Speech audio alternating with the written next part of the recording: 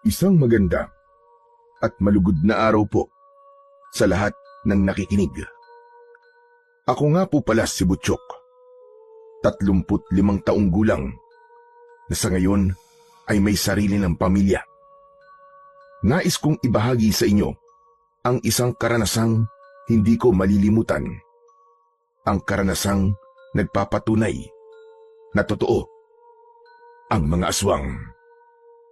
Alam kong may ilan sa inyo ang matatawa o iisiping kathang-isip lang ito. Pero ako mismo ang makapagsasabi na hindi sila basta kwento o biro lang. Totoo sila dahil ako mismo ang nakakita. Malinaw na malinaw pa rin sa isip ko ang gabing nagpabago ng buhay ko. Ang gabing napatunayan kong may mga nilalang na mas mabangis pa sa bangungot. Dati, tahimik kaming nakatira sa isang liblib na lugar sa Bicol. Sa lupang minana ni tatay mula sa kanyang mga magulang.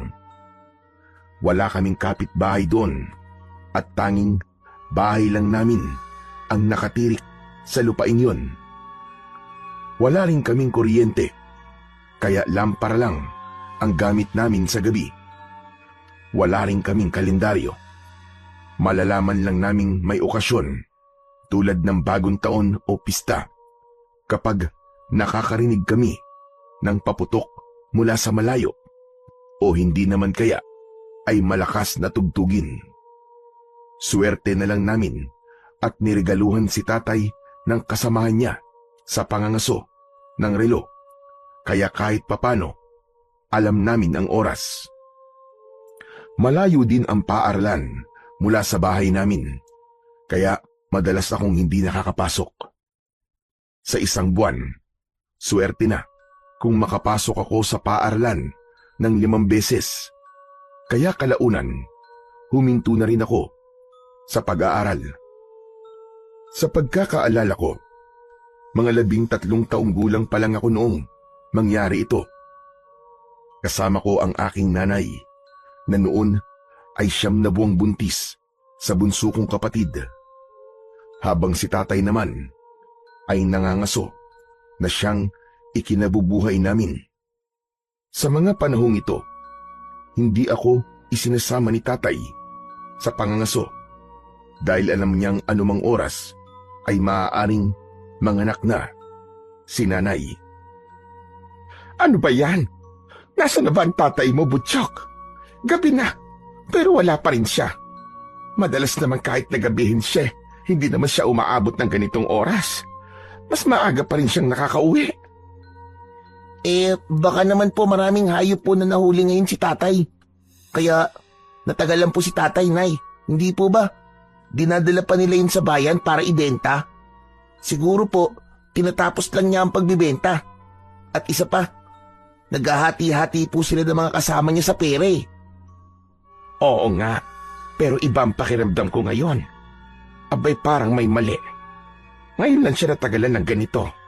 Nung kamakailan naman, kahit malayo pa ang gubat na pupuntahan nila, siguradong bago mag-alas 9, ay narito na siya. Baka po napagod lang si tatay at nagpahinga lang po saglit. Mamaya lang po siguro darating na po yun. Nay, kumalma ka lang. Wala ka namang makukuha sa kakaisip mo ng kung ano-ano dyan eh. Hindi ko talaga maiwasang hindi kabahan. Kanina pa ako nag-aalala sa tatay mo, Butchok. Nay, sabi ko nga po sa inyo, kumalma lang po kayo. Baka sa kakaisip niyo po ng masama, makaapekto po yung kay Bunso. Sabi nga po ni tatay, kapag ang buntis daw po ay palaging nag-iisip ng masama, pati yung bata sa loob ng tiyan, nadadamay. Madilim-dilim na kasi sa labas, anak. Tapos ang tahimik ng paligid. Ganito rin dati, nung gabing umuwi ang tatay mo at ibinalita sa atin sa kabilang bayan na wawala ang baka ng kumpare niya at kinabukasan ay patay na. Hay nako, si nanay talaga kung ano-ano po iniisip niyo eh. Baka naman po nagkataon lang yun. Huwag mo nang ikumpara pa kay tatay. Si tatay po tao, yun naman po hayop. Mukha lang pong hayop si tatay, pero tao talaga siya. Talagang nagawa mo pa magbiro sa mga oras na ito. Pasaway ka talaga. Pinapakalma lang po kita, Nay.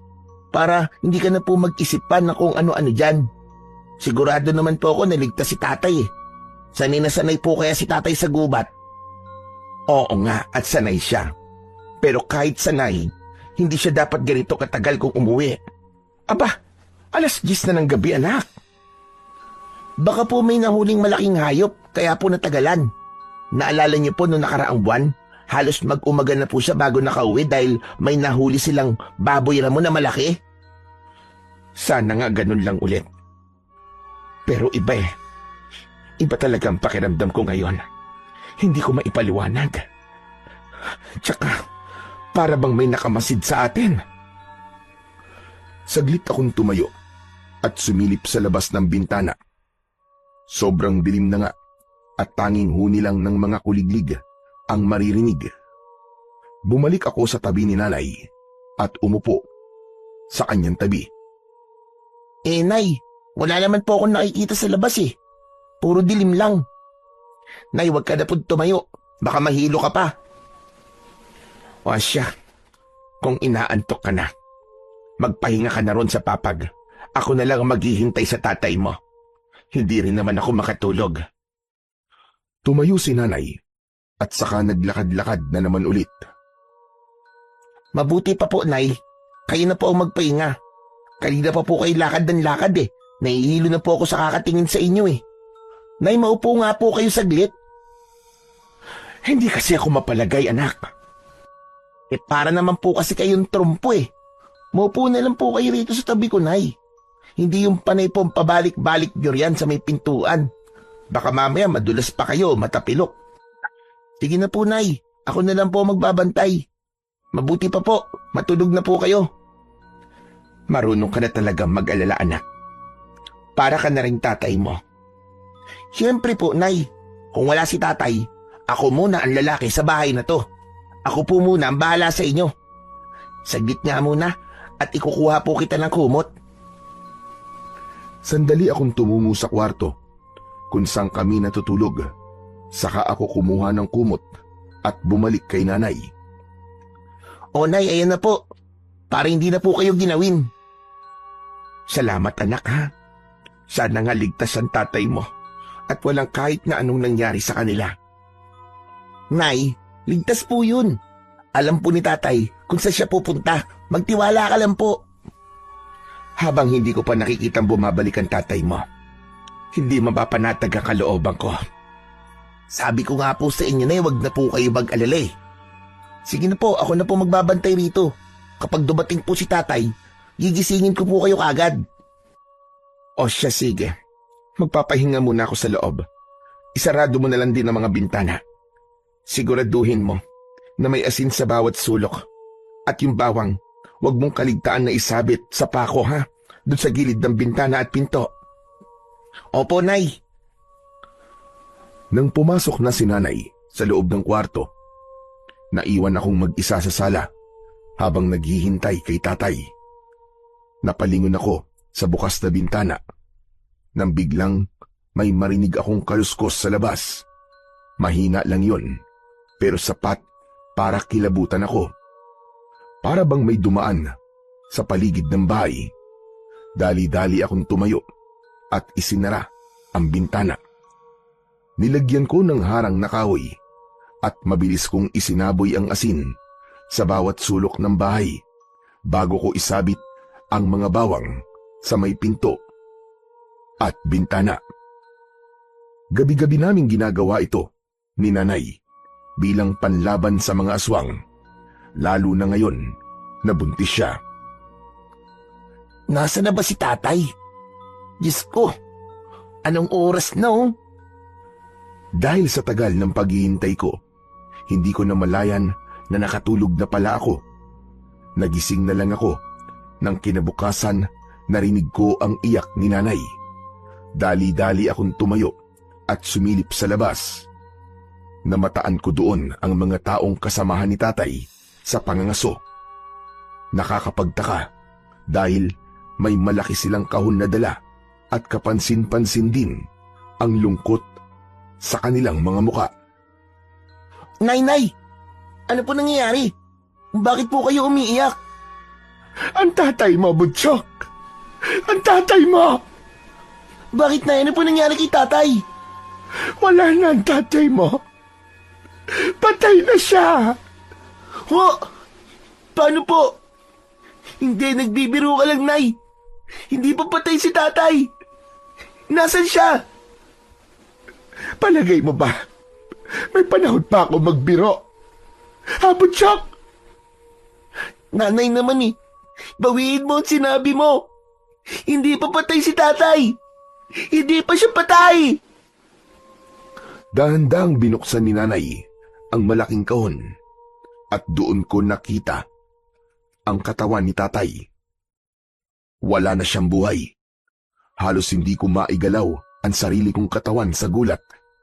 Si nanay ay napasigaw sa iyak habang yakap-yakap ang malamig na katawan ni tatay. Kaawa-awa ang itsura niya. Para siyang pinaglaruan. Wala nang lamang loob ang kanyang tiyan. Ang mga mata niya ay wala na rin at nakalawit ang kanyang dila. Halos hindi ko kayanin ang nakita ko. Nanlambot ako at pakiramdam ko ay umiikot ang paligid. Hindi ko maipaliwanag ang takot at lungkot na nararamdaman ko noon. Ang alam ko lang, simula sa araw na yon, nagbago ang lahat. Tignan mo! Tignan mo, Butchok! Wala na ang tatay mo. Jomar, Diyos ko, ano nangyari sa'yo? Sino gumawa nito, Jomar? Mga halangang sikmura nila. Mga hayop! Mahal ko, gumising ka. Bumangon ka dyan. Jomar! Jomar! Nay, paano na po tayo ngayon? Hindi ko na alam ang gagawin natin, anak. Wala na. Wala na ang tatay mo. Nay, tatagan niyo po ang loob niyo, Nay. Ilang minuto ring nanatili sa amin ang mga kasamahan ni tatay sa pangangaso. Tahimik ang lahat at tanging hikbi ni nanay ang maririnig sa loob ng bahay. Wala kaming maihain sa kanila. Kaya matapos ang ilang sandali ay nagpaalam na rin sila. Bago sila umalis, narinig kong sinabi ng isa sa kanila na palagay daw niya hindi tao ang may gawa noon kay tatay. Isa raw aswang. Napayuko na lang ako habang nakikinig. Hindi ko alam kung matatakot ba ako o magagalit. Tinanong pa nila si nanay kung ano ang balak niyang gawin sa katawan ni tatay. Pero nanatili lang siyang tahimik. Maghapon lang na nakaupo si nanay sa tabi ng kahon ni tatay at hawak ang kamay nito na para bang umaasa pa ring magigising si tatay. Walang salitang lumabas sa bibig niya. Tanging mga luha lang ang patuloy na dumadaloy sa kanyang pisngi. Dahil sa isang araw na ang nakalipas, naaamoy ko na ang nabubulok na katawan ni tatay at medyo lumulobo na rin ito. Nay, saan po natin ililibing si tatay? Hindi ko alam. Hindi ko alam, anak. May pamisa sa simbahan para sa tatay mo. Wala tayong maibayad. Kahit nga lang sana maipaimbalsamo natin ang katawan niya. Pero wala talaga tayong pera, anak.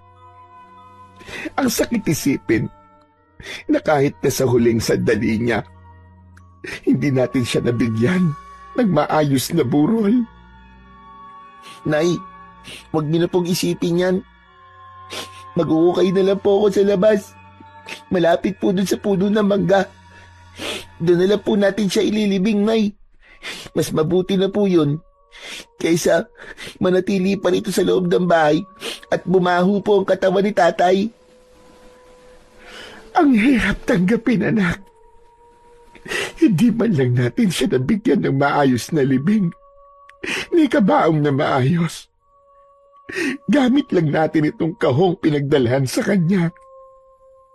Diyos ko, kawawa naman ang tatay mo, anak. Nay, alam ko pong mahirap. Pero sigurado po akong maiintindihan ni tatay. Alam naman po niya ang kalagayan natin eh.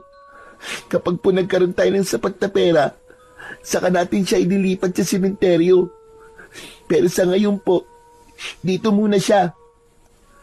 Ang bigat. Ang bigat sa dibdib. Araw-araw kong makikita ang puntod niya, anak.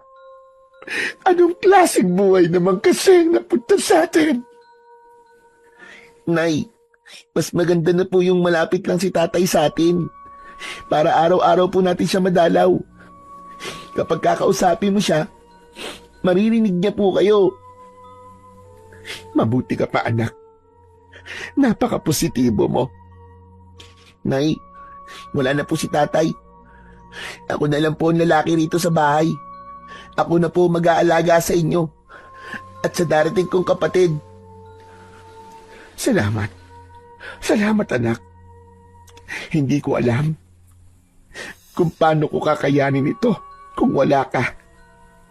Nay, kaya po natin to. Hindi po gusto ni tatay na makikita kayong umiiyak araw-araw. Ang gusto po niya, magpatuloy po tayo kahit mahirap. Salamat, anak, ha? Pero bago mo sana hukayin ang libingan ng tatay mo, tulungan mo muna akong ayusin ang katawan niya. Gusto kong malinis siya bago natin ilibing. Opo, Nay. Gagawin po natin yon. Magiging payapa na po si tatay. Bumaling si nanay kay tatay. Sa kanya hinaplos ang mukha nito. Mahal kong asawa, huwag mo na kaming isipin pa, mahal ko. Ako na ang bahala sa mga bata. Magpahinga ka na ng maluwag. Opo, Tay. Sana po, maayos na po ang sitwasyon niyo dyan sa langit.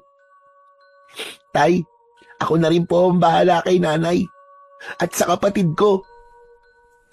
Matapos naming magpaalam at ayusan si tatay, tinulungan na ako ni nanay sa pagbubungkal ng lupa sa likod ng bahay namin, katabi ng punong mangga. Nang sapat na ang lalim, nilagay na namin ang karton ni tatay doon.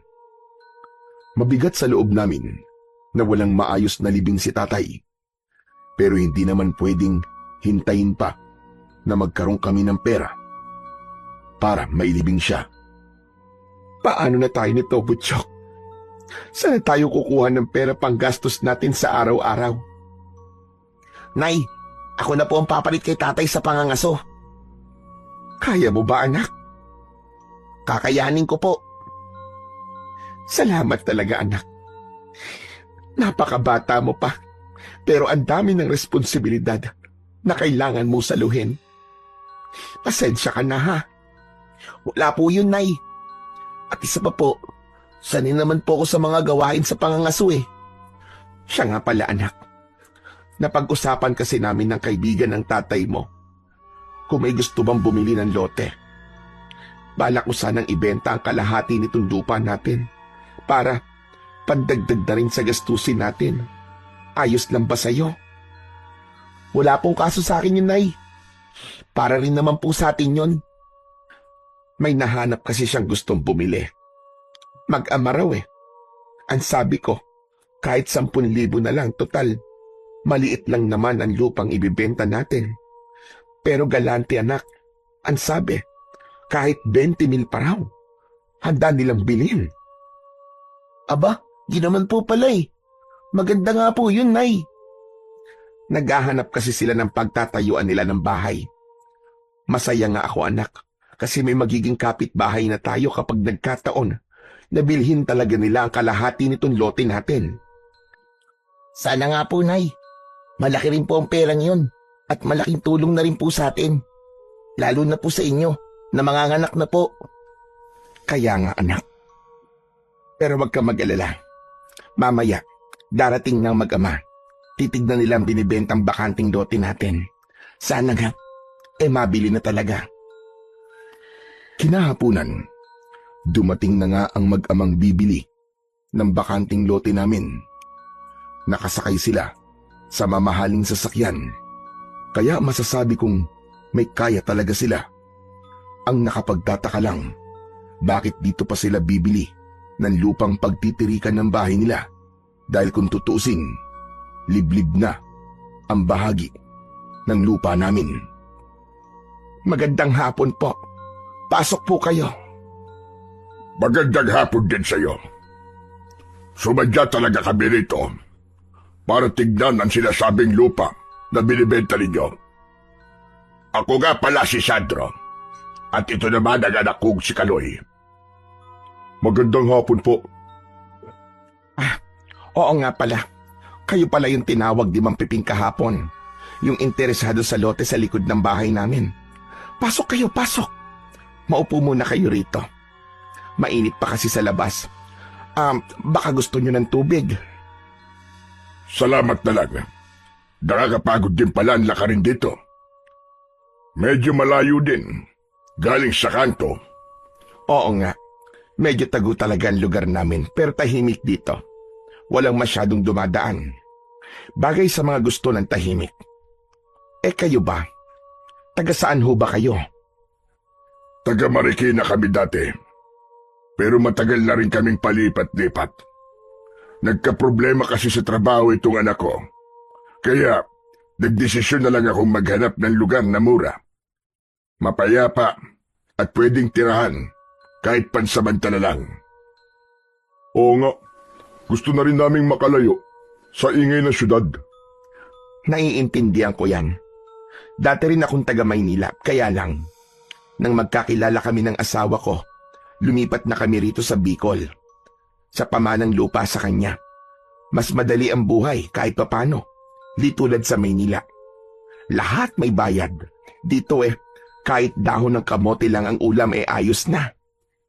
Nay, sila po ba yung bibili ng lupa sa likod ng bahay natin? Oo anak, sila nga yun.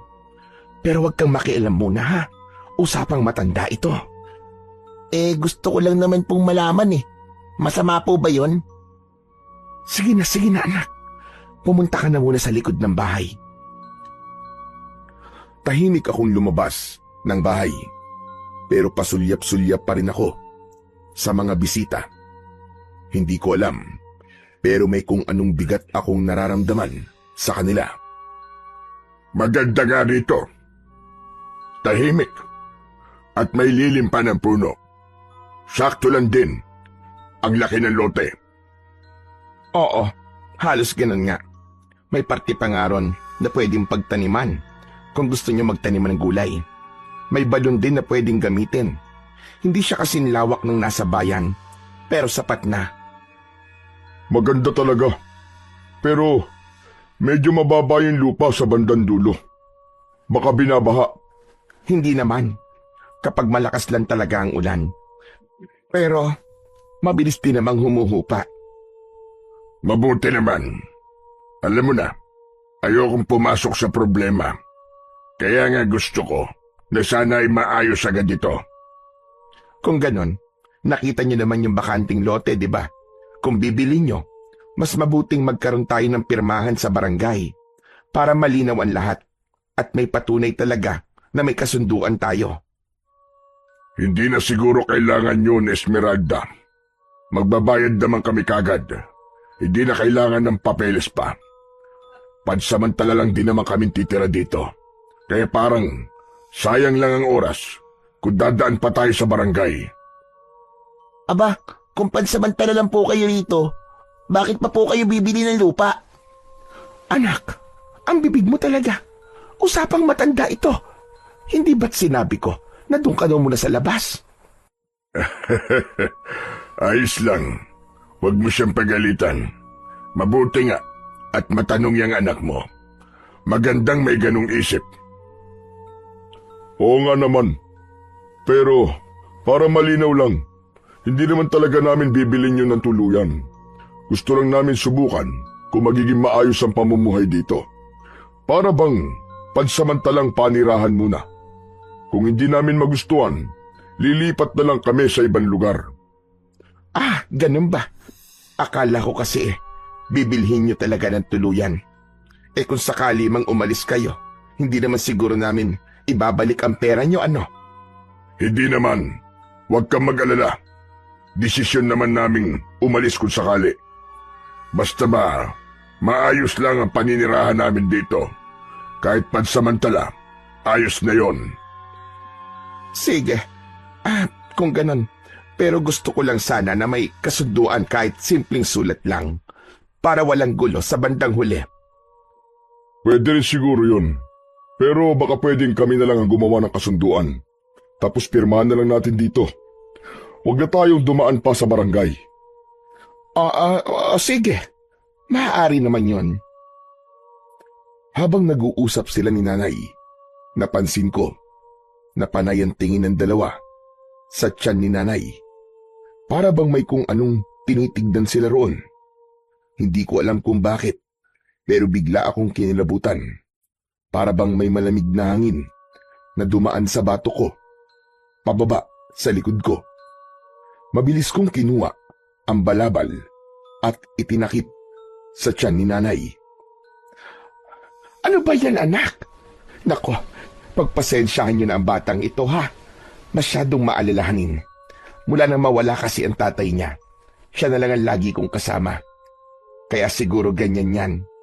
Para bang laging nagbabantay. Walang problema. Mabuti nga yan. May malasakit sa magulang. Oo, bihira na yung ganyang kabataan ngayon. Pero, matanong ko lang, ilang buwan na ba ang pinagbubuntis mo, Esmeralda? 9 na buwan na ito. Hindi ko nga alam kung anong araw ako manganganak. Pero sa palagay ko ay malapit na. Bakit nyo nga pala naitanong? Wala naman. Napansin lang namin kasi parang malikot na ang bata sa tiyan mo. Normal lang po yon. Malusog po kasi ang kapatid ko.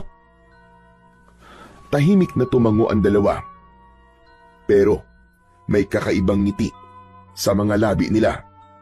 Hindi ko alam kung anong ibig sabihin nun. Pero parang hindi ako mapakali. Oh, kung ayos na ang lahat, magbabayad na kami. Cash na lang para tapos na. Po? Ang ibig niyong sabihin agad-agad? Aba oo. Ayoko na ng maraming abala. Mas gusto ko yung derechahan. Basta malinaw sa atin na sa amin yung lote. Wala naman akong kontrata ngayon. Pero kung gusto nyo. Hindi na kailangan. Magtiwala ka sa amin. Lumapit siya kay Nanay at saka inilapag ang sobre sa mesa. Sandali lang. Ano ito? Bayad namin para sa lote. Aba teka. Sobra pa yata ito sa presyo na napag-usapan natin. Isipin mo na lang. Para sa abala. Aba, ang laking halaga nito. Maliit lang yan para sa amin. O siya, mauna na po kami. O sige, mag-iingat kayo at maraming salamat. Malapit ng dumilim, nang tuluyang umalis na sina Mang Sandro at Kaloy. Bago sila lumakad, huling beses pa silang sumulyap sa tiyan ni Nanay habang pinagmamasdan namin ni Nanay ang papalayong anino nila. Hindi ko maiwasang mapansin na masyadong magaan ang lakad nila. Parang hindi man lang bumabaka sa lupa ang kanilang mga paa. Nay, alam nyo, parang hindi ko po sila gusto. Ang pangit po ng mga mukha nila. Butchok, ang ugali mo, ha? Huwag kang basta manghuhusga ng tao, anak. Baka pagod lang yung mga taong yon, kaya ganon. Opo, pasensya na po, Nay. O siya, sige. Magpapahinga na ako, anak, ha? Ang sakit ng balakang ko. Parang pabigat ng pabigat na ang tiyan ko.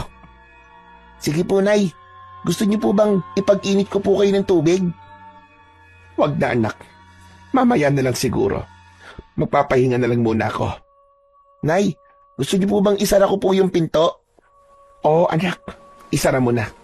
Medyo malamig na rin. Habang isinasara ko ang pinto, napatingin ako sa labas. Sa gilid ng kakawyan, may kumikislap sa dilim. Parang may kung ano roon na natatamaan ng sinag ng buwan. Hindi ko matukoy kung mata lang yon ng hayop o baka may tao roon na nakamasid sa amin. Kung tao man, hindi naman kikislap ang mga mata nun sa dilim. Dali-dali kong isinara ang pintuan.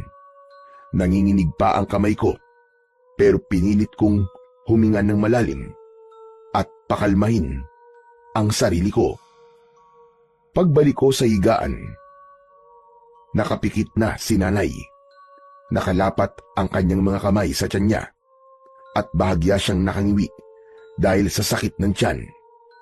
Humihilab na kasi ang tiyan niya. Palagay ko, malapit na si Nanay manganak. Anak, narinig mo ba yung parang kumakaluskos? Opo, Nay. Narinig ko po. Pero baka pukusalan po yun. Pero kakaiba eh. Parang kinakalmot yung kawayan natin. Huwag po kayo mag-alala, Nay. Nandito lang po ako. Matulog na po kayo. Gigisingin ko na lang po kayo kapag nakaluto na ako. O siya, sige. Magpapahinga lang muna ako dito saglit. Napakasakit na talaga ng bewang ko. Palagay ko anumang oras puputok na ang panubigan ko. Naku, paano po ba yan, Nay? Gusto niyo po ba ipuntahan ko na po si Kapiring, yung nagpapanak po sa bayan? Kaso po, baka matagalan yun bago po ako makabalik. Hindi na anak. Kaya ko naman manganak na tayong dalawa lang. Basta ba tulungan mo lang ako.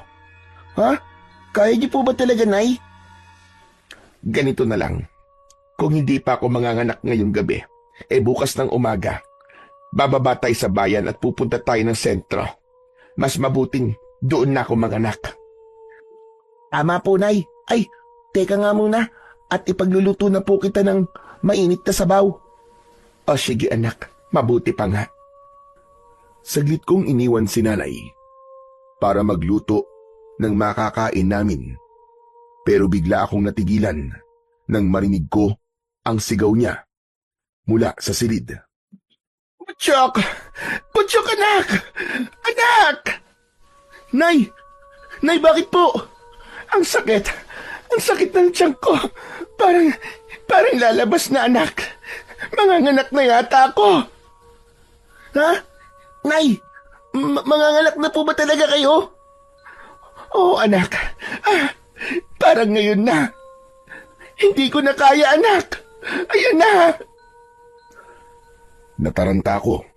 Halos hindi ko alam kung ano ang gagawin. Para bang bigla na lamang na blanko ang isipan ko. Ngayon lang din kasi ako nakasaksi ng manganganak si Nanay. Wala pa akong karanasan ni isa. Nilapitan ko si Nanay. Nanginginig ang mga kamay ko habang pinipilit kong hawakan siya ng maayos. Nakita ko kung paano siya napapangiwi sa sobrang sakit. At ramdam ko ang bawat kirot sa kanya na halos bumabalot sa buong paligid. Nay, isandali lang po. Kaya niyo po bang magpigil? Tatawag lang po ako ng tulong. Huwag mo akong iiwan dito, anak. Ang sakit! Hindi ko kayang mag-isa, anak. Babalik po ako agad, Nay. Mas hindi po natin kakayanin kung tayong dalawa lang po. Wala po akong alam sa pagpapaanak. Mabilis akong tumakbo. Palabas ng bahay. Madilim na ang paligid at tanging ang lampara na hawak ko lang ang nagbibigay liwanag sa aking daan. Sumisigaw ako ng malakas.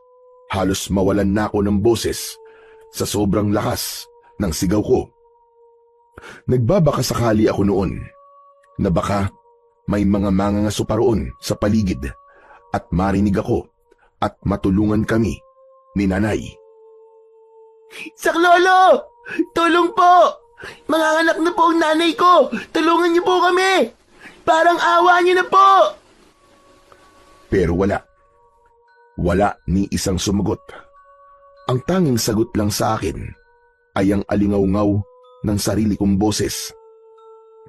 Lahat ng kapitbahay namin ay malalayo pa.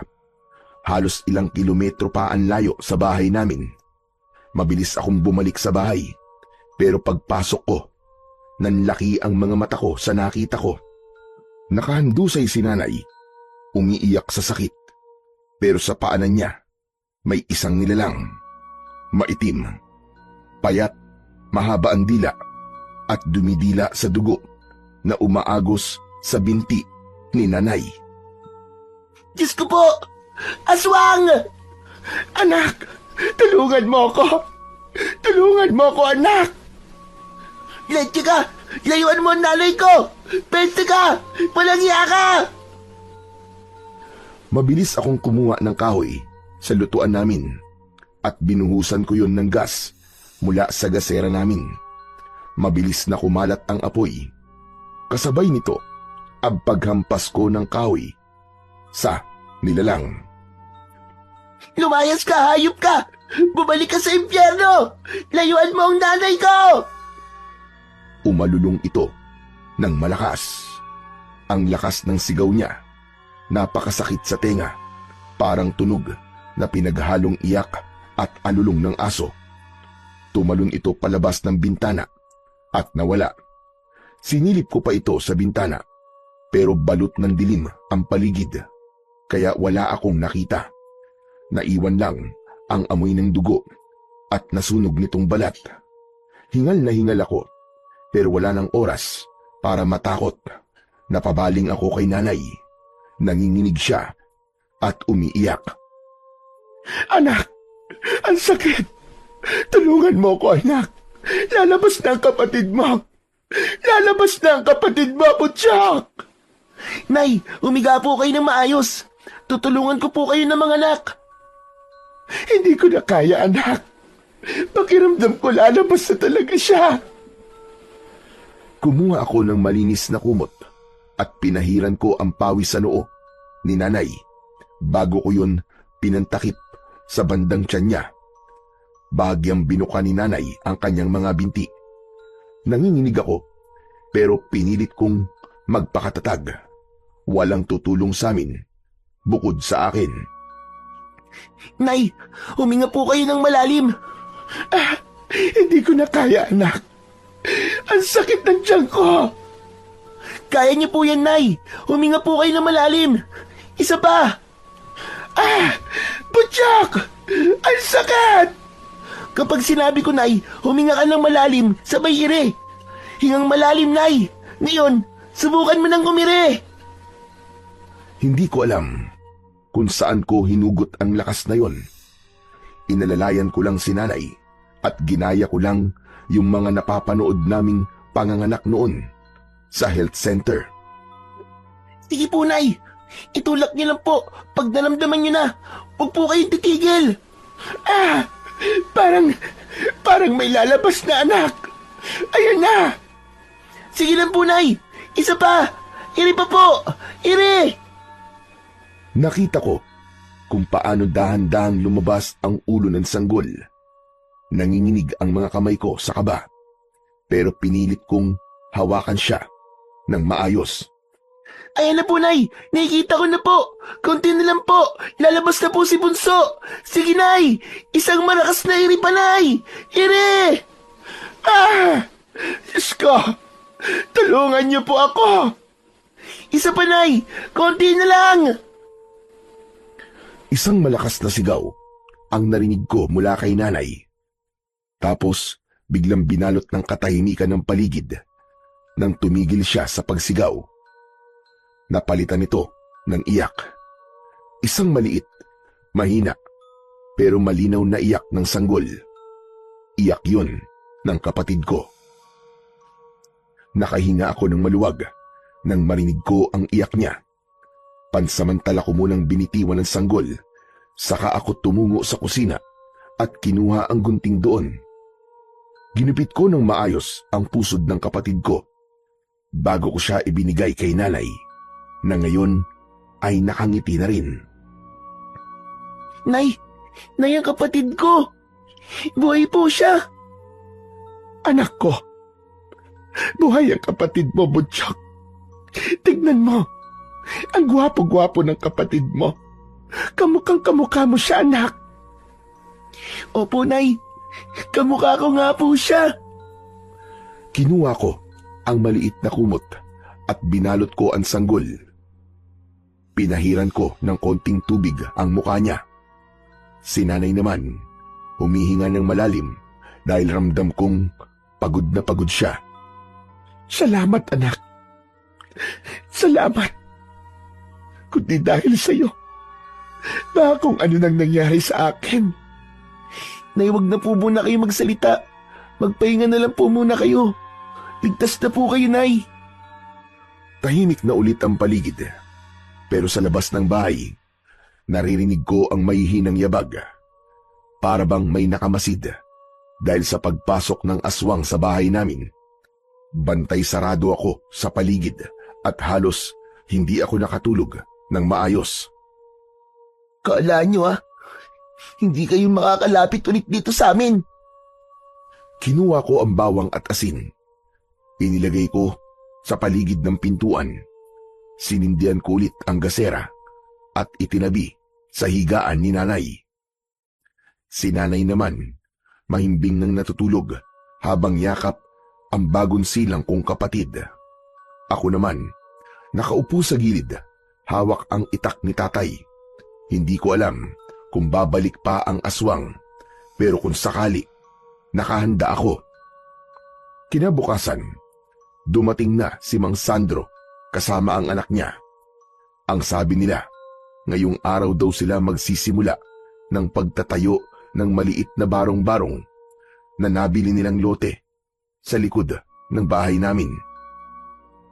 Akala ko, hindi sila matutulog doon dahil hindi pa naman natatapos ang paggawa. Pero sinabi nila na doon na raw sila titira hanggang sa matapos ang barong-barong nila. Inutusan pa nga ako ni nanay na tulungan sila sa pagsasayos ng barong-barong nila dahil malaki-laki raw ang binayad sa amin. Hindi ba kayo natatakot na kayo lang dito, Butchok?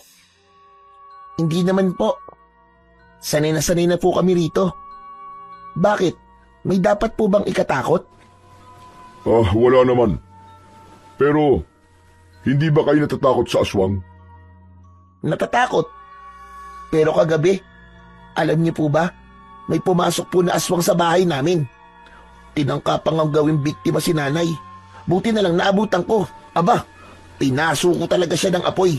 Hinampas ko siya naglaga-apoy kong kahoy. Kaya naman pala.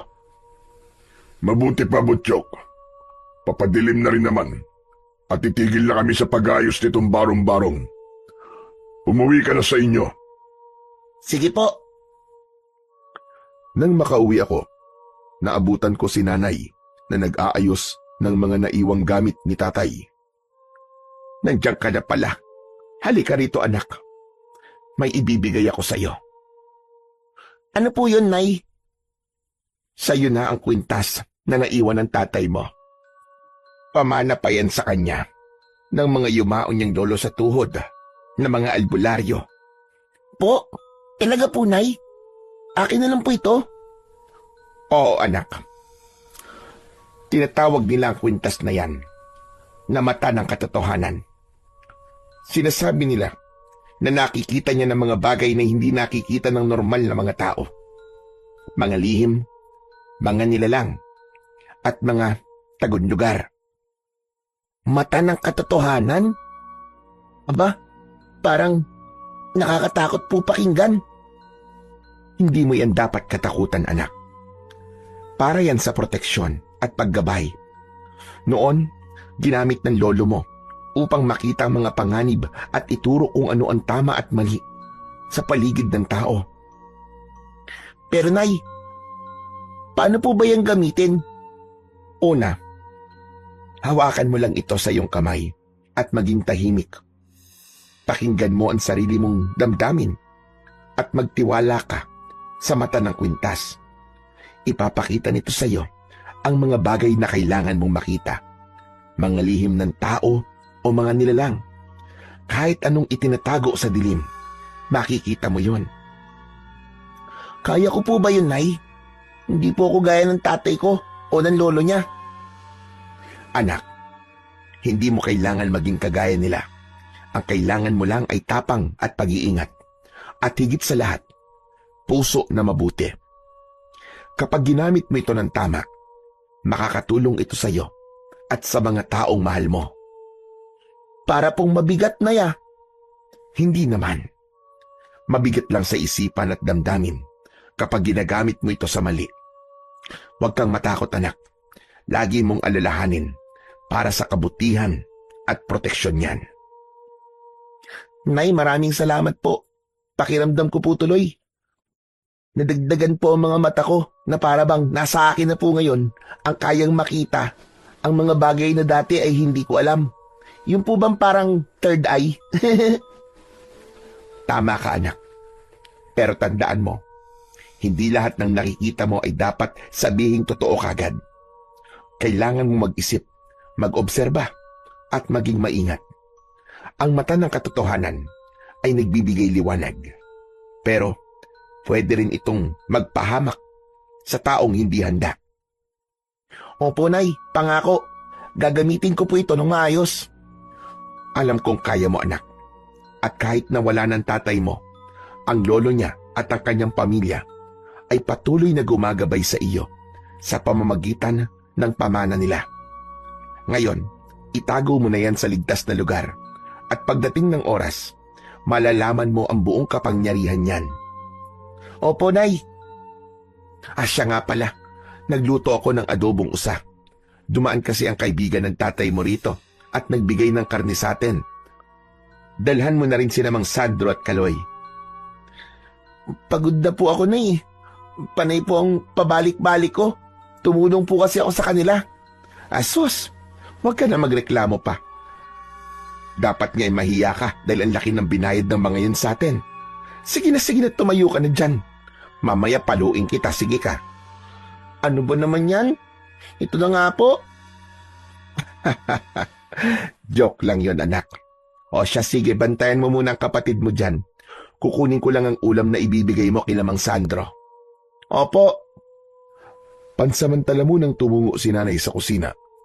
Pagbalik niya, inabot niya na sa akin ang isang mangkok ng adobong usa na ibibigay daw namin kina Mang Sandro. Maingat kong tinanggap yun at agad akong naglakad papunta sa likod ng bahay. Habang papalapit ako, narinig kong parang nagtatalo sina Mang Sandro at ang anak niya. Hindi ko maintindihan kung tungkol saan, pero halata sa boses nila ang galit at inis. Hindi ba sinabi ko na sa'yo na huwag ka kasing padalos-dalos? Hindi porket bata yan, minamaliit mo na. Leching hindi magkakaganito ang balit ko. Kung hindi dahil doon, buwisit. Ang tigas kasi ng bumbunan mo. Sinabihan na kita, lalo na ngayon at humihina ka na. May araw din siya sa akin. Tandaan niya yan. Iyang ka na naman Hindi ka pa ba nadadala? Bahagya akong kumatok sa pintuan nila at agad namang natigil ang pagtatalo ng mag-ama. Ilang sandali pa, binuksan ni Kaloy ang pinto. Pagbukas niya, bumungad sa akin si Mang Sandro. Nakahubad ang itaas na bahagi ng katawan at bahagyang lapnos ang balat sa kanyang likuran. Napakunot ang noo ko. Hindi ko maiwasang mag-isip kung ano ang nangyari sa kanya. Hala, ano po nangyari sa inyo, Mang Sandro? Wala ito, iho. Nadikit lang ako sa mainit na kawayan kaninang umaga habang nag-aayos ng bubong. Ang lalim po yata na sugat niyo. Parang hindi lang po basta napaso. Huwag mo na yung pagtuunan ng pansin, Butchok. Sinabihan ko na nga si tatay na magpahinga muna siya. Pero matigas ang ulo Gusto pa rin magtrabaho kahit sugatan. Paano ba naman anak? Kailangan matapos na kagad ang barong-barong natin. Sayang ang oras kung hihinto pa ako. Pero, Mang Sandro, parang sariwa pa po ang sugat niyo ah. Baka pwedeng lagyan po ng gamot. Alam niyo po ba baka hindi lang po paso yan. Baka po nakasagi kayo ng kung ano. May albularyo po sa kabilang baryo. Baka matulungan po kayo. Anong albularyo? Hindi ko kailangan nun. Sanay na ako sa ganitong paso. Madali lang itong gagaling. Oo nga naman. Sabi nga ni tatay, huwag mo nang alalahanin. Pasensya na po. Akala ko lang po kasi masama na ang kalagayan. Ito nga po pala yung adobong usa. Pinabibigay po ni nanay. Aba, maraming salamat naman sa nanay mo, iho. Napakabait niyo talaga sa akin. Adobo? Aba, mabango ah. Opo, kakaluto lang po ni nanay kanina. Sabi niya kahit papano daw, may maibalik daw kaming kabutihan sa inyo. Salamat talaga. Sabihin mo sa nanay mo, babawi rin kami sa susunod. Sige po, Man Sandro. Sana po, gumaling po kagad yung likod nyo. Oo. Huwag kang mag-alala. Gagaling din ito. Sige po. Uwi na po ako, Mang Sandro. Mang Kaloy. Sige. Mag-iingat ka sa daan. Kahit naglalakad na ako pauwi, iniisip ko pa rin kung saan galing ang sugat ni Mang Sandro. Kakaiba kasi, para bang sinadyang sunugin. Kinaumagahan, abala si nanay sa pagwawalis sa bakuran namin, habang si Mang Kaloy ay nag-aayos ng mga kahoy sa tabi. Napansin ko na napapadalas ang tawanan at pag-uusap nilang dalawa simula nang dumating sila rito. Habang tumatagal, napansin kong laging nandyan si Kaloy sa bahay. Madalas silang magkausap ni nanay tungkol sa kung ano-ano lang. Pero minsan, para bang may kakaiba. Nakikita ko kung paano siya ngumiti kay nanay at kung paano rin minsan si nanay ay parang nahihiyang ngumiti pabalik. Ang sipag mo pala talaga, Esmeralda. Kahit maaga pa, nagtatrabaho ka na kagad. Partida, may inaalagaan ka pa niyang sanggol, ha? Sanay naman na ako riyan. Kapag umaga, hindi ako mapakali. Para bang may kulang kapag hindi ako kumikilos. Ganyan din ang nanay ko nun eh. Kaya siguro, kapag may mga babaeng masipag, parang natutuwa kagad ako. Nako, marunong ka rin palang mambola, Kaloy. Aba, hindi pambobola yun. Totoo yun. Wala pa nga akong nakikitang kagaya mo rito sa baryo eh. Napakasipag mo kaya. Ulirang ina ka pa. Ganyan ang hinahanap ko sa isang babae. Wala ka talaga makikitang kagaya ko rito. Dahil wala naman tayong kapitbahay rito. Kahit naman siguro may kapitbahay, talagang kakaiba ka. Hay nako, ano ka ba? Baka mamaya marinig ka ng anak ko. Huwag ka namang ganyan. Bakit naman? Wala naman akong masamang ibig sabihin at saka wala ka naman ng asawa, di ba? Ako, wala rin naman akong nobya. Nako Kaloy, magkaiba tayo. Ikaw binata pa at ako naman may anak na. Mas mabuting magkaibigan na lang tayong dalawa. Paano kung ayokong hanggang kaibigan lang, Esmeralda? Kaloy, huwag mo nga akong biruin ng ganyan. Hindi naman kita binibiro eh. Ayaw mo ba nun? May tatayong ama na sa mga anak mo. Ang bilis mo naman, Kaloy. Kakakakilala pa nga lang natin. Teka, mabuti pa't papasok na muna ako sa loob. Maiwan na kita riyan. Hindi ko alam kung tama ba ang narinig ko kay Mang Sandro na nililigawan daw ni Mang Kaloy si nanay. Pero isang bagay ang sigurado ko, na nagiging malapit na sila. At sa tuwing magkasama sila, may kung anong pakiramdam akong hindi ko maipaliwanag.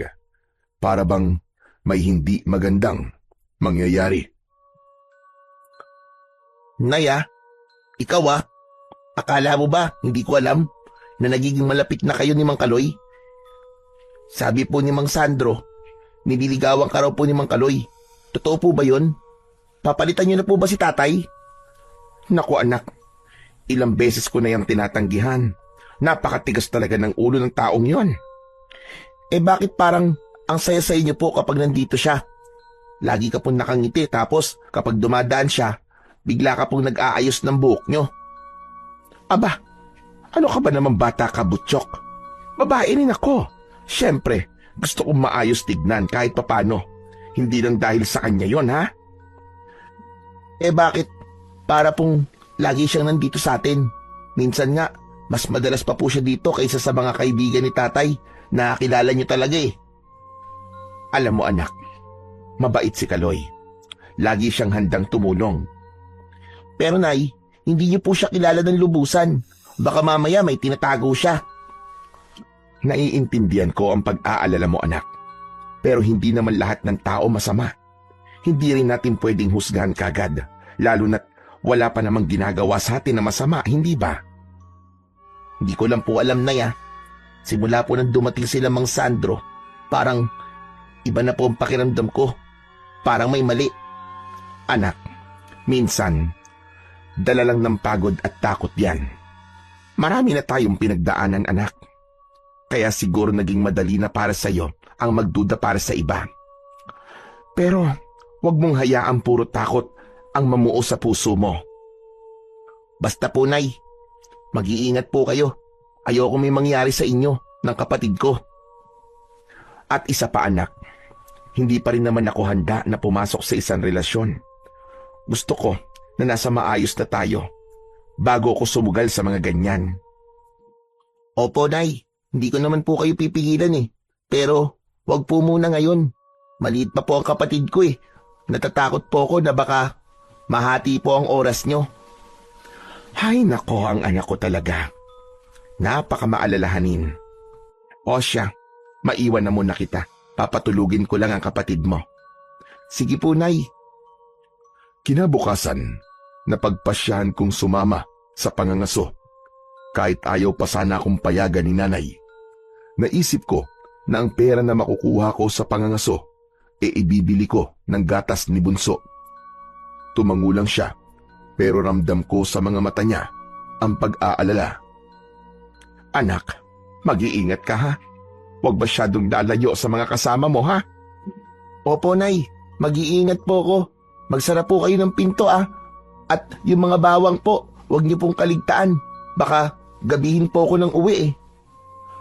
Paglabas ko ng bahay, pakiramdam ko, kakaiba ang ihip ng hangin.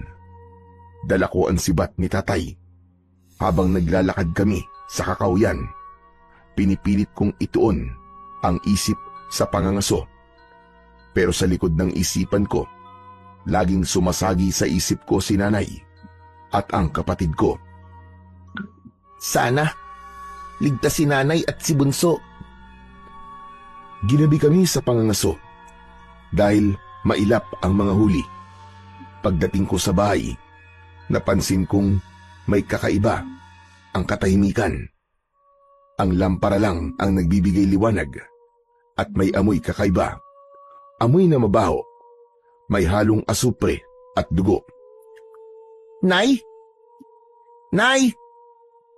Ang bilis ng tibok ng dibdib ko, parang sasabog sa kaba. Dahan-dahan akong lumapit sa kwarto namin ni nanay. Nanginginig ang kamay kong nakahawak sa lampara. Pagdungaw ko sa pinto, napasinghap ako. Sa sahig, sa tabi ng higaan ni nanay, may nakaluhod na nilalang. Nakayuko ito at may mahabang buhok na nakasayad hanggang lupa. Dahan-dahan itong gumagalaw, parang may kinakalikot sa harapan niya. Sa bawat hinga ko, parang lumalakas ang ingay ng pagdila at pagsupsup niya sa kung anuman. Ang mga kuko ng nilalang ay mahaba. Napakakikintab nito, lalo na kapag natatamaan ng liwanag ng lampara. Hindi ko kagad nakita ang mukha nito, pero ang dila nito parang ahas, napakahaba. Napaatras ako Pero natapakan ko ang saig na may butas, kaya nagsanhi yun ng ingay, dahilan para lumingon sa akin ang nilalang. Doon ko nakita ang mga mata niyang pulang-pula, para bang nagliliyab sa galit at gutom. Sa gilid ng bibig nito, tumutulo ang dugo, at sa likod nito, nakahandusay ang bunso kong kapatid nang wala ng buhay. Gusto kong sumigaw, pero walang lumabas na tunog, para akong binuhusan ng malamig na tubig. Sa sandaling yun, gusto kong tumakbo, pero mas nanaig ang galit kaysa takot. Kinuha ko ang lampara at hinampas ko sa nilalang. Sumigaw ito ng malakas na parabang pinaghalong iyak at alulong. Hindi! Ang kapatid ko! Demonyo ka! Hindi mo ko kaya, bata! Lumayas ka! Hayop ka! Lumayas ka sa bahay namin! Kumuha ako ng kahoy at hinampas ko ang aswang. Pero napakalakas at mabilis ito. Naiwasan niya ang palo ko. Hindi siya humina kahit pa napaso ko siya nang ihampas ko kanina ang lampara sa kanya. Sumugod siya sa akin. Mabilis na parang kidlat. Hindi ako nakapaghanda nang atakihin niya ako. Maigpit niya akong hinawakan at biglang sinakal. Nanlabo ang paligid ng aking paningin sa matinding pagkakasakal niya sa akin. Halos hindi na ako makahinga. Nanginginig ang mga kamay ko at ang lakas ng tahip ng dibdib ko habang pilit akong lumalaban sa pagkakahawak niya. Nang akmang bubutasin na ng aswang ang tiyan ko, biglang dumating si nanay. May dalang 2x2 at mabilis niyang hinampas sa ulo ang aswang. Umatungal ito. Kalaunan, may isa pang aswang ang dumating. Napapikit ako at humawak sa kwintas na binigay ni nanay sa akin. Ang kwintas ng katotohanan. Parang tumigil ang oras sa paligid ko. Ang dugo, ang amoy, ang tunog ng atungal ay bumalot sa akin nang makita ko sa likod ng mga nakakatakot na mga halimaw. Ang mga muka ni Mang Kaloy at Mang Sandro. Hayop kayo! Mga demonyo kayo! Mga mapanlin lang! Kaya nyo palang binili ang lote sa likod ng bahay namin para mas madali kayong makalapit dito. Ito pala ang plano nyo mula pa nung simula. Kaya kayo palipat-lipat ng lugar kasi bumibiktima kayo ng mga inosenteng tao. Mga demonyo kayo! Mga demonyo! Hindi sana umabot sa ganito. Kung di ka nakialam, Butchok. Kung hinayaan mo lang ang nanay mo, kung hinayaan mong magustuhan niya ako, wala na sanang nasaktan. Magustuhan ka, hayop ka! Huwag ka magbiro ng ganyan! Tatanggihan ka talaga ni nanay dahil halimaw ka! Pangit ka! Wala kang kaluluwa! Pangit, ha? Tignan natin kung sino magiging pangit kung dudurug-durugin ko ang mukha mo. Hindi ko lubos maisip na magagawa niyo ito, Kaloy. Pinagkatiwalaan kita. Akala ko, mabuti kang tao. Hindi yan tao, Nay!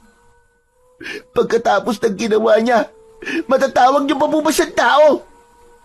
Hayop yan, demonyo yan! Kinain niya ang kapatid ko! Tama na at satsat! Tapusin na natin ang batang yan!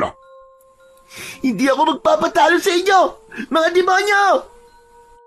Maigpit kong hinawakan ng sibat na dala ko kanina sa pangangaso. Saka ako mabilis na sumugod kay Mang Sandro. Galit at takot ang bumabalot sa dibdib ko at bawat tibok ng puso ko ay parang tambol. Nakikita ko kung paano kumikilos ang dalawang aswang ng mabilis. Para bang anino sila at halos hindi ko masundan ang kanilang bilis. Nay, kunin niyo po yung buntot ng pagi! Pero bago pa makakilos si nanay, bigla siyang pinigilan ni Mang Kaloy. Layuan mo ang nanay ko! Hayop ka, Mang Kaloy! Anong magagawa mo? Isa ka lang paslit. Hindi mo kami kaya. Kayang-kaya ko kayo! Nagkakamali ka! Sa imahinasyon mo lang yun. Iginapos ni Mang Kaloy si nanay gamit ang kumot namin. Galit akong sumugod sa kanila, pero mabilis nila akong naiwasan.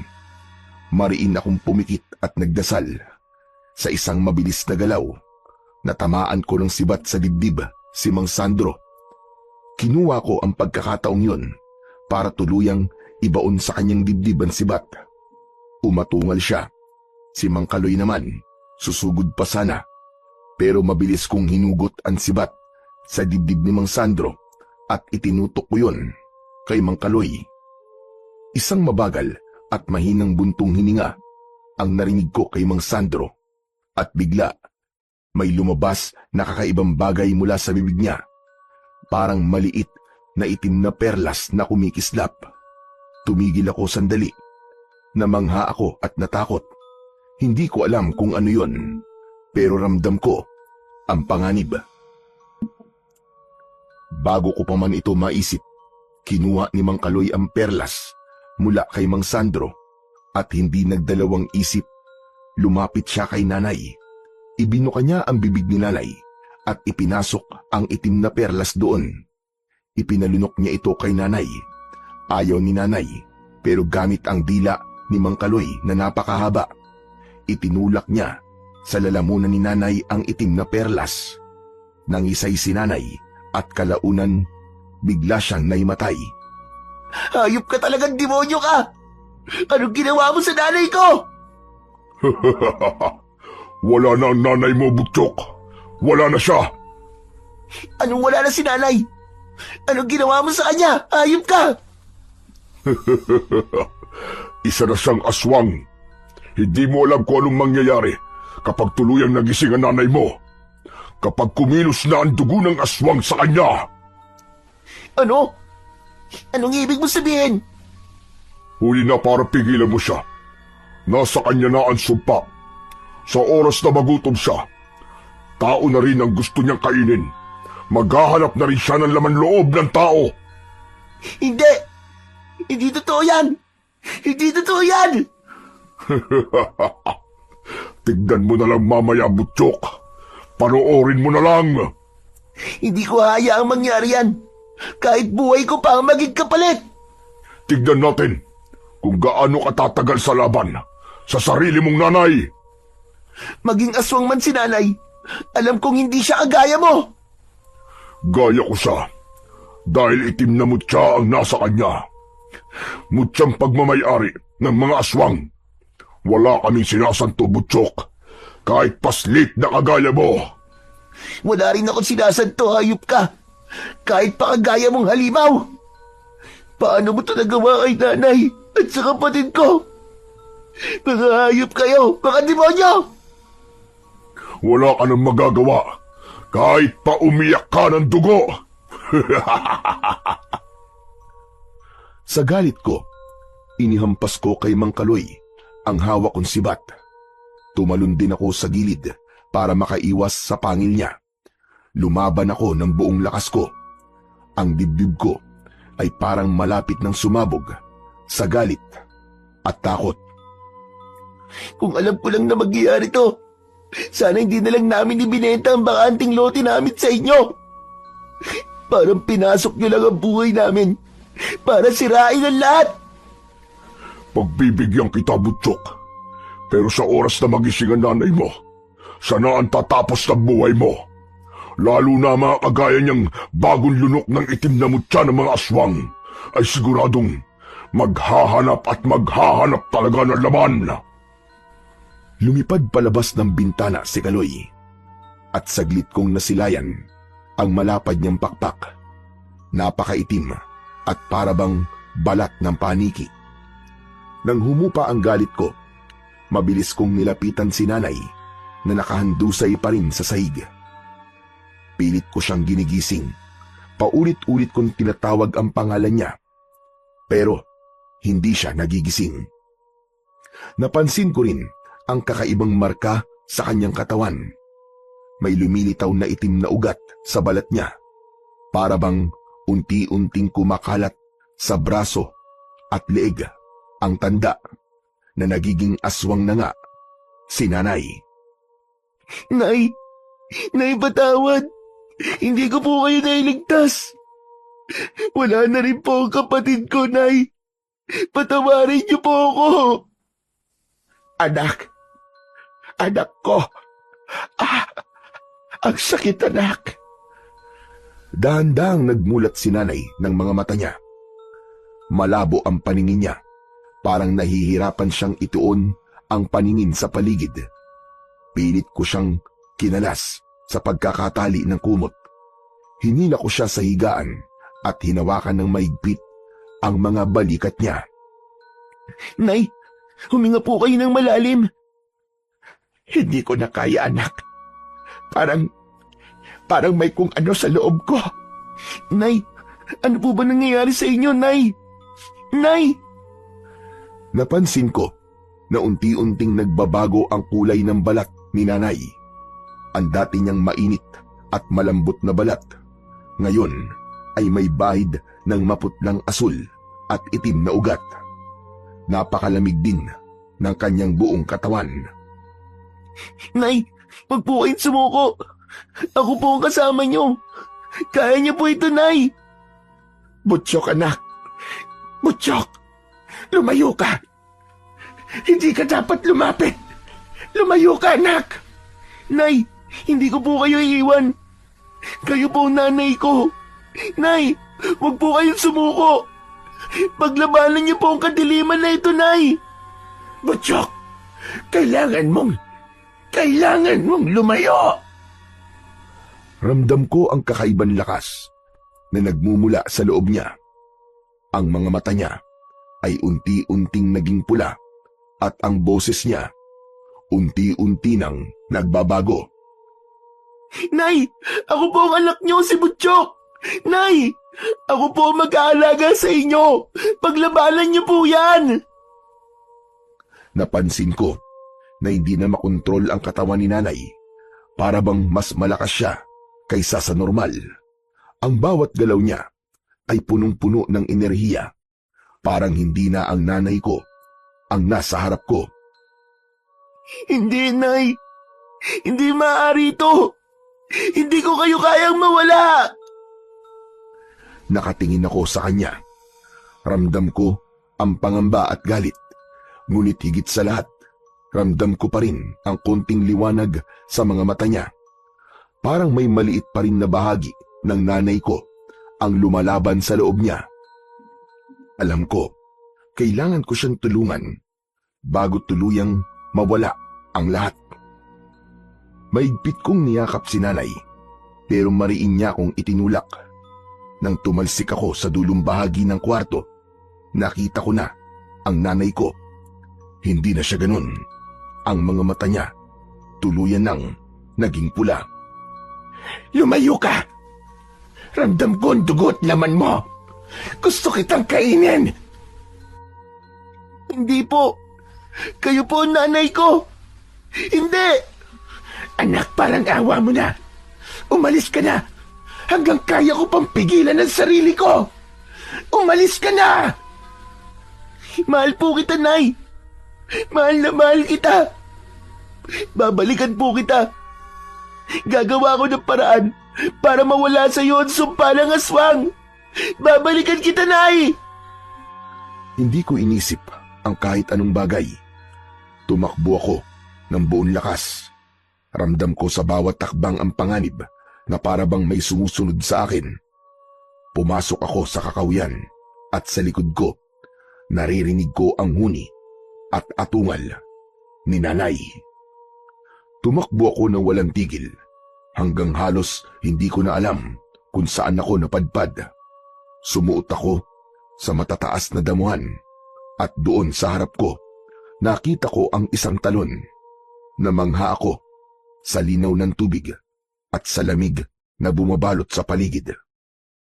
Ngunit mas lalo akong namangha nang may isang matandang lalaki na naliligo sa talon. Nakapikit siya at nang imulat niya ang kanyang mga mata, namangha ako. Ang kulay ng mga yon ay asul. Malinaw at tila sumasalamin sa buong kalikasan sa paligid. Sino ka? Ramdam ko ang presensya mo. Anong ginagawa mo rito?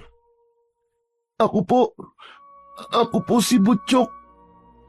Pasensya na po kayo kung napadpad po ako rito. Hindi ko po sinasadya. Nagambala ko po yata kayo. Paano mo nakita ang lugar na ito? Ang talon na ito ay lihim na nakatago sa paningin ng mga normal na tao. Po, ano pong pinagsasasabi nyo? Hindi ko po alam yan. Talaga naman pong hindi ko po sinasadya eh. Umalis sa pagtatampisaw sa tubig ang matandang lalaki. Sa kanya ako sinipat. Pumikit siya at marahang bumuntong hininga. Hindi mo alam, ha?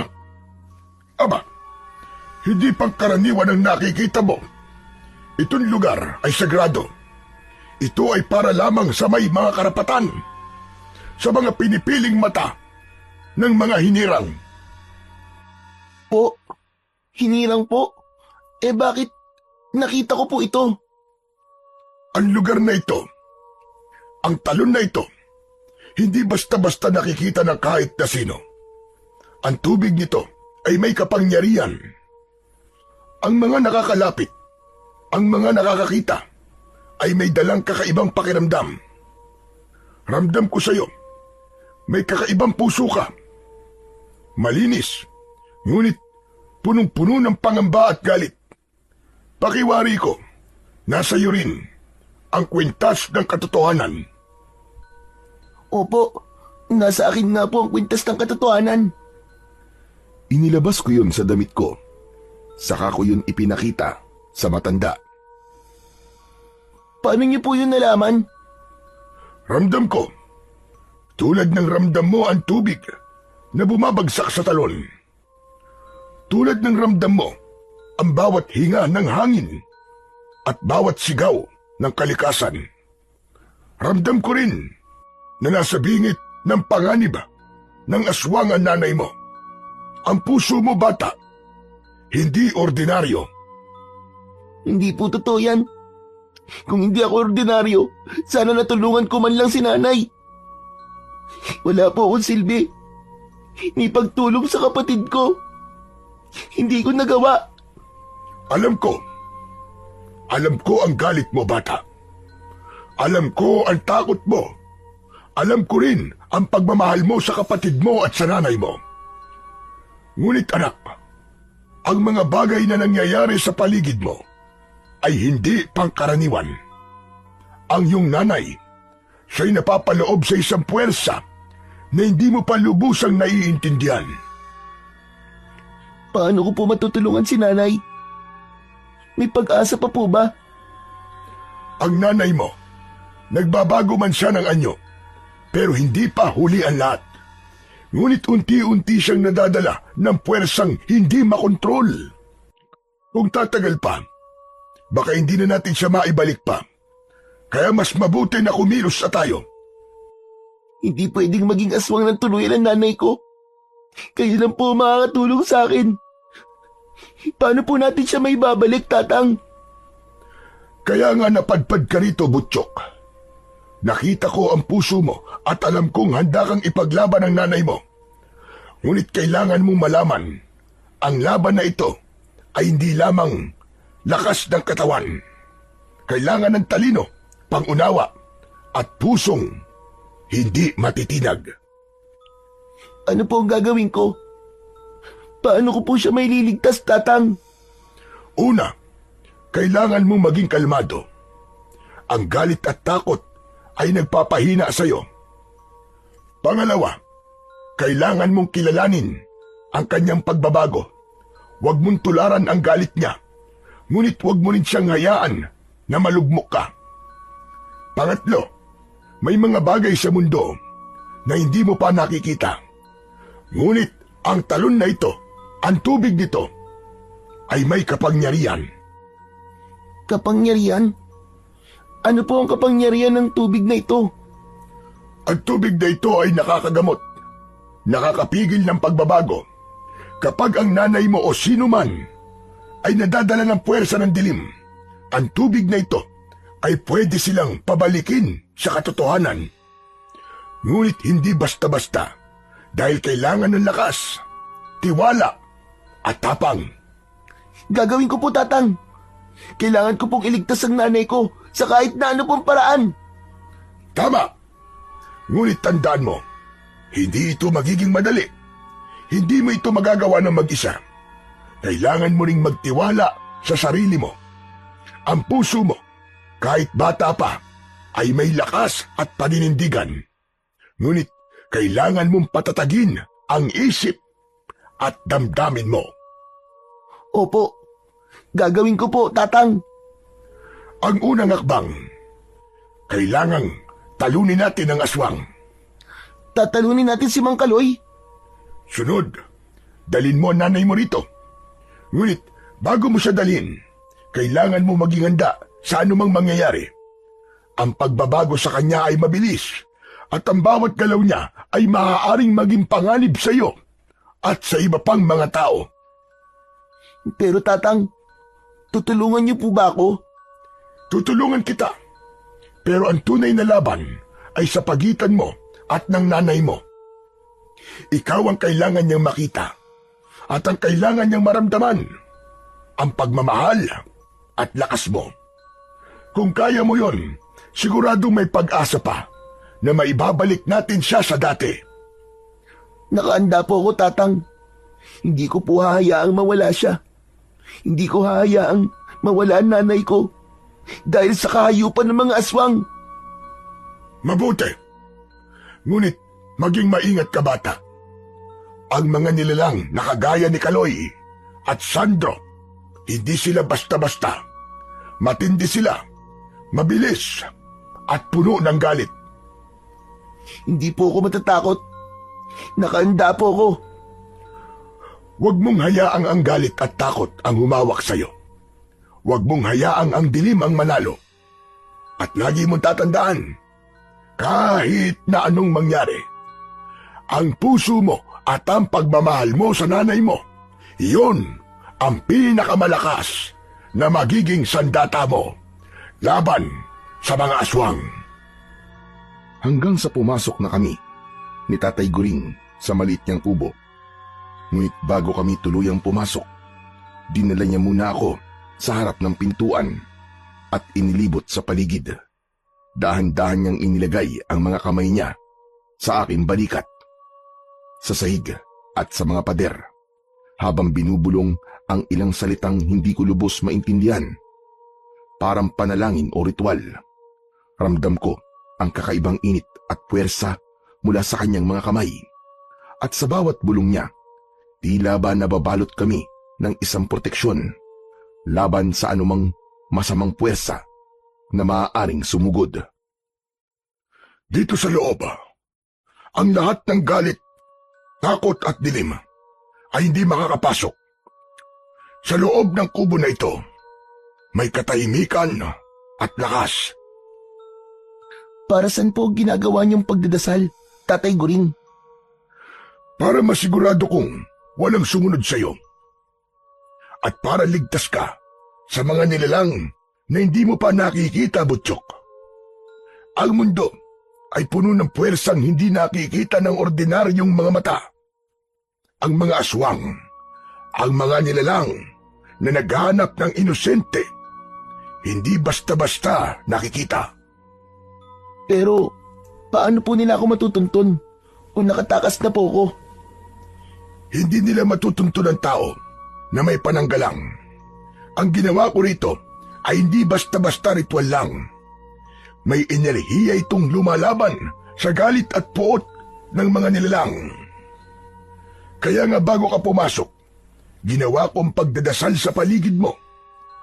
Pinrotekta ng saig ang pader at pati ang hangin na pumapaligid. Kaya po pala, parang kakaiba po ang hangin dito. Ramdam ko din po yung init at lamig ng sabay, para pong may puwersa na bumabalot po sa akin. Oo, ramdam mo ang proteksyon. Ramdam mo ang hangin at lakas na ito dahil hinahanda ka nitong maging matatag. Hindi ka pwedeng pabayaan ng anumang galit o dilim. Kailangan mong maging handa sa lahat ng makikita mo sa labas. Pagkatapos sa ginawang ritual sa paligid, pumasok na si Tatay Guring sa loob ng kubo. Sumunod ako. Ang loob nito ay simple. Puno ng liwanag mula sa maliit na bintana at may kakaibang init. Ramdam ko na may katahimikan dito at kahit papano, parang humupa ang kaba ko. Sumunod ka sa akin, Butchok. Sinundan ko si Tatay Guring at tumungo kami sa isang maliit na silid sa loob ng kubo. Pagbukas pa lang ng pinto, agad akong sinalubong ng makapal na usok. Bahagya pa akong naubo. Halos hindi ko makita ang buong silid, ngunit ramdam ko ang kakaibang init at puwersa na bumabalot sa loob na parabang may buhay ang bawat bagay sa loob ng silid na yon. Ano pong ginagawa natin dito, Tatay Guring? Ipikit mo yung mga mata at hawakan mo ng maigpit ang iyong kwintas ng katotohanan. Pagkatapos ay manalangin ka. Sinunod ko ang sinabi ni Tatay Guring. Ipinikit ko ang mga mata ko ng maigpit. Nang dahan-dahan kong imulat muli, isang kamanghamanghang tanawin ang bumungad sa akin. Maraming anting-anting ang nakasabit sa paligid. Bawat isa ay kumikislap at tila may sariling liwanag. Ang mga ito'y nakabitin sa kisame, sa mga dingding at sa bawat sulok ng silid. Para bang nagbabantay at nagbibigay ng kakaibang enerhiya sa buong lugar. Ramdam ko ang kakaibang puwersa na nagmumula sa bawat isa. Para bang pinapahiwatig nila na may kapangyarihan silang higit pa sa ordinaryo. Plato, isuot mo ang pulseras dito, Butchok. Huwag mo itong aalisin hanggat hindi natin tapos ang ritual at pakikipaglaban sa aswang. Tatay Guring, ano po ang kakayahan nito? Ang pulseras na yan ay hindi ordinaryo. Ito ay magbibigay sa iyo ng lakas at proteksyon. Isang uri ng enerhiya na makakatulong sa iyo sa laban na darating. Bukas, magkakaroon tayo ng ritual sa lahat ng anting-anting na nakasabit sa silid. At sa ritual na yon, ang kanilang kapangyarihan ay lalabas at mas lalo silang magiging malakas. Paano po nila ako matutulungan? Ang anting-anting ay mga tagapagtanggol. Hindi lang sila basta dekorasyon o pamana ng mga sinauna. May buhay at puwersa silang nakatago. At sa ritual na yon, mailalabas sa kanilang enerhiya para ipagtanggol ka at tulungan kang iligtas ang nanay mo. Ngunit tandaan mo, kahit gaano kalakas sa mga ito, ang tunay na lakas ay nasa puso mo. Opo, Tatay Guring. Handa na po akong gawin ang lahat, kahit ano pa man po mangyari. Tama! Bukas, magiging simula ng totoong paghahanda mo. Huwag mong kalimutan, Butchok. Ang tapang, pagmamahal, at determinasyon mo ang pinakamalakas na sandata mo. Ang anting-anting ay makakatulong lang sa iyo. Ngunit ikaw ang magpapasya kung paano mo ito gagamitin. Opo. Siya, sa ngayon, magpahinga ka na. Kinabukasan, sabay namin ni Tatay Guring hinintay ang pagdating ng 12:00 ng hating gabi. Sa ilalim ng kabilugan ng buwan, isasagawa ang ritual. Tatay Guring, handa na po ba tayo? Oo, Butchok. Ngayong gabi, sa ilalim ng kabilugan ng buwan, isasagawa natin ang ritual. Ang bawat anting-anting ay isasawsaw sa tubig ng talon at ang puwersa ng tubig ay magbubukas sa kanila. Ramdam mo ba ang lakas sa paligid? Ramdam ko ang malamig at malakas na simoy ng hangin na dumadaloy sa paligid. Parang humihinga ang buong kakauyan. Ang tunog ng tubig ng talon ay parang musika, na parabang bumubuo ito ng kakaibang enerhiya sa hangin. Opo, Tatay Guring. Ramdam ko po ang kakaibang lakas. Para pong may pumapaloob po sa akin. Maganda yan. Ngayon, isa-isa nating isawsaw sa tubig ang mga anting-anting. Isipin mo ang proteksyon, ang kapangyarihan, at ang pagmamahal mo sa nanay mo habang ginagawa mo ito. Dahan-dahan niyang binigay sa akin ang unang anting-anting. Isinawsaw ko ito sa malamig na tubig ng talon.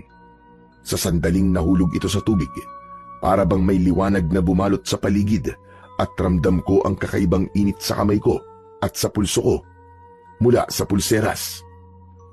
Sa ilalim ng liwanag ng buwan, sa tubig ng talon, hayaan mong lumabas ang puwersa ng bawat anting-anting. Protektahan ang may dalang kabutihan.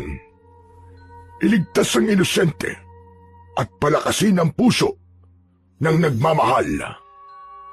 Isa-isang isinawsaw namin ang bawat anting-anting. Sa bawat paglubog ng mga ito sa tubig, ramdam ko ang lakas na bumabalot sa paligid. Tila pumapaligid sa akin at sa buong talon. Ramdam na ramdam ko po, Tatay Guring. Para pong bigla po akong lumalakas. Tama, Butchok. Huwag mong kalimutan ang kapangyarihan ng anting-anting ay makakatulong. Ngunit ang tunay na lakas ay nasa puso mo. Kapag kinakailangan mong labanan ng dilim, ang pagmamahal mo at ang tapang mo ang magsisilbing sandata. Matapos ang huling anting-anting, tumayo si Tatay Guring sa gilid ng talon. Nakatingin sa liwanag ng buwan. Ngayon, Butchok, handang-handa ka na. Sa sandaling kailanganin mo, gamitin mo ang anting-anting. Huwag kang magdadalawang isip na gamitin ang lakas ng porselas. At higit sa lahat, gamitin mo ang puso mo. Ang nanay mo, kailangan kanya, at ang kapangyarihan ng anting-anting ay magsisilbing tulay para sa kanya at sayo. Tumayo ako, hawak ang pulseras at ang mga anting-anting. Ramdam ko ang buong paligid na parang buhay. Ang hangin, ang tubig, at ang liwanag ng buwan ay nakikipag-ugnayan sa akin. Alam ko sa sarili ko, simula ngayon, hindi na ako pwedeng matakot. Lalabanan ko ang aswang na si Mang Kaloy para sa nanay ko at para sa lahat ng inosente. Bukas, pupuntahan natin ang bahay niyo. Alam ko naroon lang din si Kaloy at ang nanay mo. Naghihintay sila sa pagbabalik mo. Ramdam na ramdam ko yon. Opo, haharapin po natin sila. Kinabukasan, maaga kaming gumising ni Tatay Guring. Tahimik ang buong paligid. Tanging ang huni ng ibon at ang malamyos na simoy ng hangin ang naririnig. Maging ang malakas na agos ng tubig sa talon. Isa-isa niyang isinilid sa maliit na bag ang lahat ng gamit na kakailanganin namin sa laban kontra sa aswang. Mga anting-anting at ilang kakaibang bagay na puno ng enerhiya at proteksyon. Habang ginagawa niya yon, ramdam ko ang bigat ng responsibilidad na nakaatang sa akin. Ngunit ramdam ko rin ang lakas at determinasyon. Alam ko sa sarili ko, simula ngayon, wala nang atrasan. Handa na kami sa darating na labanan. Itong lubid na ito, magagamit natin ito na pangtali sa nanay mo kapag dinala natin siya rito. Siguradong hindi siya makakagalaw sa lakas ng lubid na ito dahil may dasal at basbas ba ito ng mga sinaunang antingero. At ito naman, Butchok, kunin mo itong punyal. Isaksak mo kay Kaloy. Pakiwari ko, magtatawag siya ng iba pang aswang. At ako nang bahala sa iba pa. Opo. Nagsimula na kaming maglakad ni Tatay Guring papunta sa bahay namin. Halos bawat hakbang namin ay sumasalubong ang malamig na simoy ng hangin. Ngunit bago pa man kami makalapit sa bakuran, narinig ko ang malalim at mabagsik na atungal ng mga aswang. Para bang nagbabantang umatake sa amin. Biglang sumalubong sa amin si Mang Kaloy sa kanyang anyong aswang na may matalim na pangil, maitim na balat at mga mata na pulang-pula. Hindi na siya nagpatumpik-tumpik pa. Agad niya kaming sinugod. Hinanap ng mata ko si nanay, pero hindi ko siya makita. Maganda ka, Butchok! Tignan mo ang galaw niya! Opo! At talagang nagtawag ka pa ng alalay mo, Butchok. Akala mo ba, kahit dalawa na kayo, ay basta-basta nyo kaming matatalo? Hindi. Mga mahihina pa rin kayo. Wala pa kayo sa kalahati ng kakayahan namin. Huwag kang magpakampante, Kaloy. Dati na kayong namuno, pero naubos ko ang lahi nyo.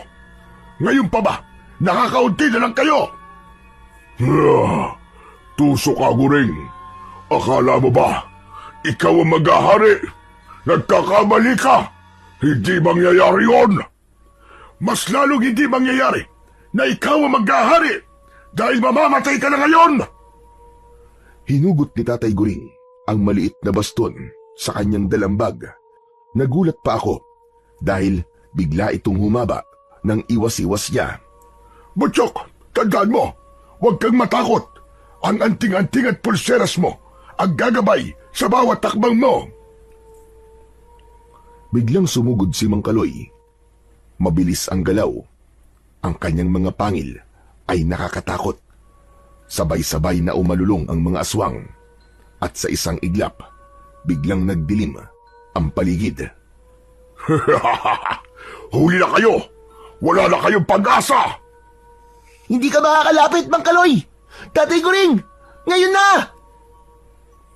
Tumayo si Tatay Guring sa tabi ko at mabilis niyang iniikot ang baston. Bumubuo ng liwanag na parabang kalasag. Ang mga aswang ay tila ba napatigil sa matinding liwanag at huminto sandali. Butchok, gamitin mo lakas ng pulseras at anting-anting habang sinusugod mo siya. Isipin mo ang pagmamahal mo sa nanay mo.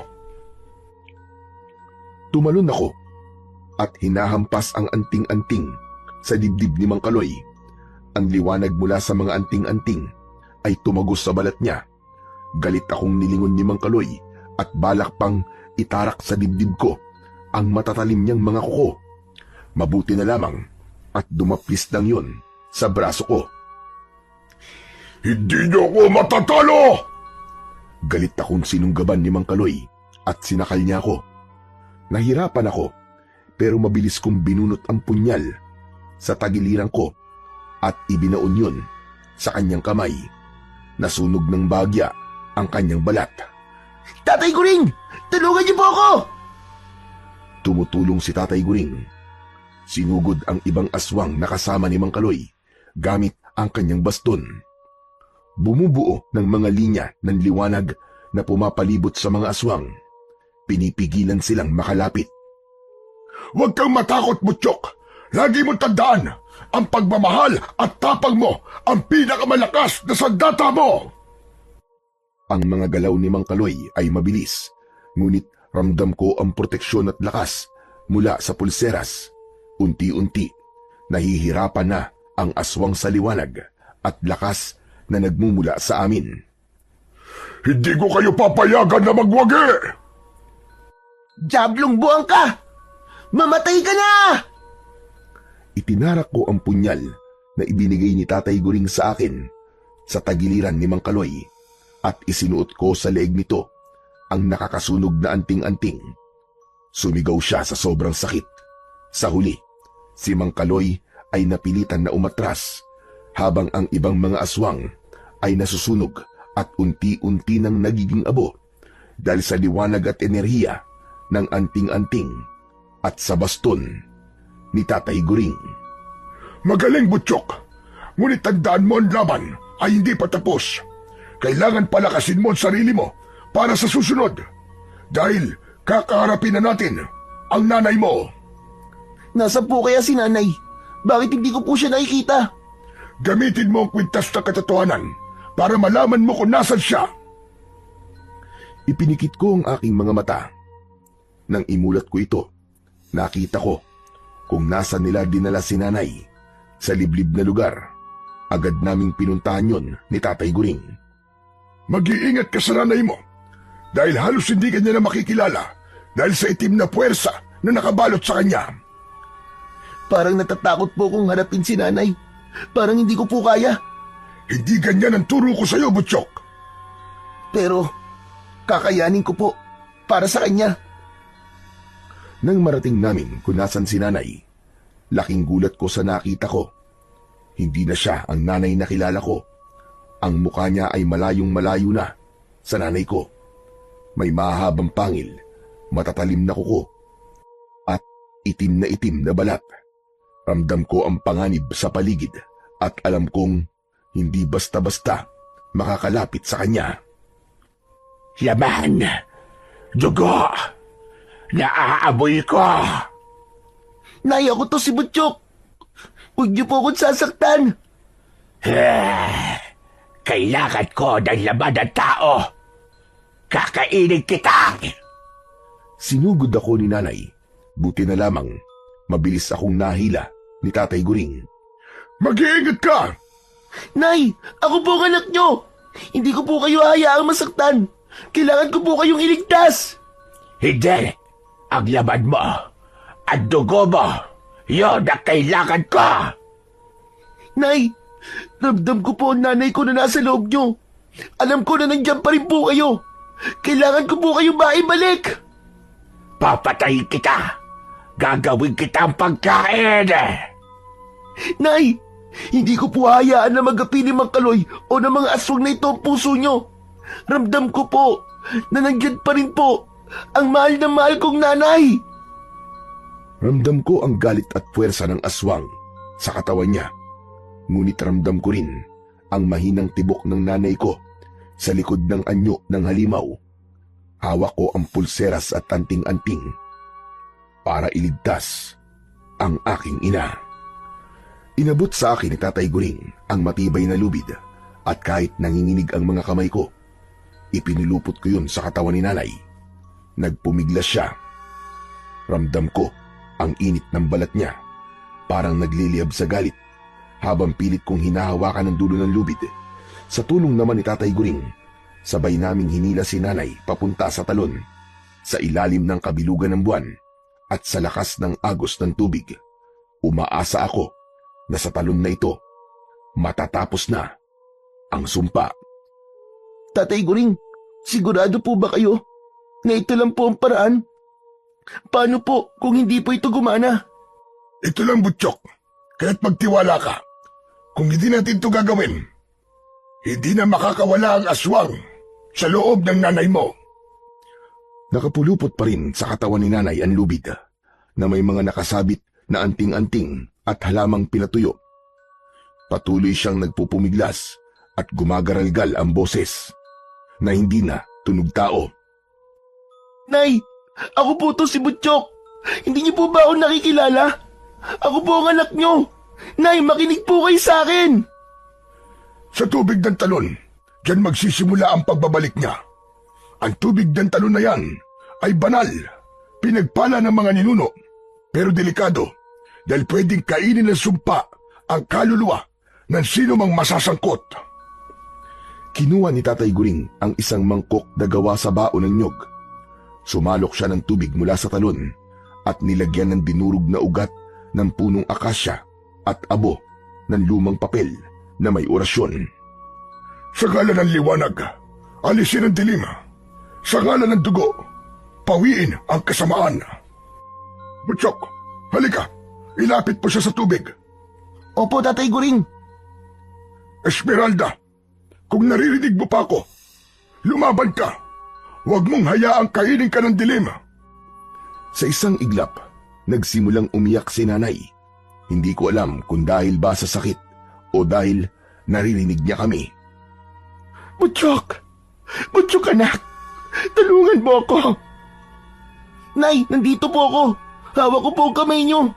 Lumaban po kayo, Nay. Huwag kang bibitaw, Butchok. Yan ang sumpa. Kailangan mailubog na sa ngayon. Sabay naming hinawakan ni Tatay Guring si nanay. Sa lakas ng agos ng tubig, Halos matumba kami. Isinubsob namin siya sa malamig na tubig ng talon. Nagpupumiglas siya, sumisigaw, pero tuloy-tuloy naming nilulubog ang ulo niya habang inuusal ni Tatay Guring ang orasyon. Nagliwanag ang tubig sa paligid namin. Ang katawan ni Nanay ay nagsimulang manginig at sa bawat pag-ahon ng ulo niya ay lumalabas ang itim na usok na unti-unting tinatangay ng hangin. Tatay Guring, ano po nangyayari kay Nanay? Lumalaban siya. Huwag kang matakot. Konti na lang. Ilang saglit pa, biglang huminto ang paggalaw ni Nanay. Ang tubig sa talon ay umagos na rin ng marahan. Dinala namin si Nanay sa pangpang at dahan-dahan niyang iminulat ang mga mata niya. Bumalik na uli sa dati si Nanay. Butchok! Butchok, anak! Nay, salamat po! Akala ko tuluyan na po tayo magkakahiwalay. Napaupo kami sa gilid ng talon. Si Tatay Guring ay nakatingala sa langit na para bang nagpapasalamat. Tapos na, Butchok. Nalabanan ng nanay mo ang sumpa. Pero tandaan mo, hindi nawawala ang dilim. Natutulog lang. Bantayan mo siya. Bantayan mo at sarili mo. Maraming salamat po, Tatay Guring. Tapos na ang laban, pero alam kong marami pa rin akong kakaharapin sa buhay. Hanggang dito na lang po ang aking istoryang kababalagan. Ngayon ay tahimik at payapa na po akong nakatira sa probinsya ng asawa ko sa Davao, kasama ang aking asawa at mga anak. Isa na rin akong hilot, yung mga taong tumutulong sa mga nanganganak. Si Nanay, 3 taon na mula nang siya ay pumanaw. Sa tuwing naaalala ko siya, bumabalik sa isip ko ang mga gabi ng takot, pakikipagpambuno sa mga aswang, at pag-asa. Si Tatay Guring naman, matapos ang pakikipaglaban namin sa mga aswang, ay umalis na rin sa aming probinsya at tumira sa anak niya sa Dumaguete. Doon daw siya maghahanap ng kapayapaan. Sa ngayon, masaya ako. Marami akong natutunan sa mga nangyari. Isa sa pinakamahalaga ay ang walang mas makapangyarihan kaysa sa pagmamahal.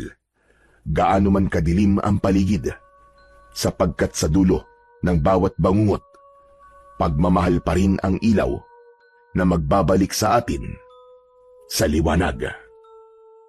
Maraming salamat po sa inyong pakikinig.